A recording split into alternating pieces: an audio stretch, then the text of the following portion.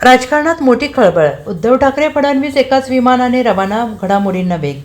राजकीय वर्तुळातून एक मोठी बातमी समोर येते आहे. शिवसेना ठाकरे गटाला नुकताच मोठा धक्का बसला आहे. पक्षातील 9 खासदारांपैकी तब्बल 6 खासदारांनी उद्धव ठाकरे यांची साथ सोडलेली आहे. या सर्व खासदारांनी मुंबईमध्ये उपमुख्यमंत्री एकनाथ शिंदे यांच्या नेतृत्वात शिवसेना शिंदे गटात प्रवेश केला आहे. दरम्यान यावरून राज्यात राजकारण चांगलंच तापलेलं आहे. शिवसेना ठाकरे गट आणि उद्धव ठाकरे यांच्याकडून शिवसेना शिंदे गटावर जोरदार हल्लाबोल केला जातो आहे. मात्र याच वेळी भाजपावर ठाकरे गटाकडून टीका करणं टाळलं जात असल्याचं देखील दिसून येत आहे. या दरम्यान आता एक मोठी बातमी समोर आली, ती म्हणजे शिवसेना ठाकरे गटाचे प्रमुख उद्धव ठाकरे आणि मुख्यमंत्री देवेंद्र फडणवीस यांनी एकाच विमानाने प्रवास केल्याचं पाहायला मिळत आहे.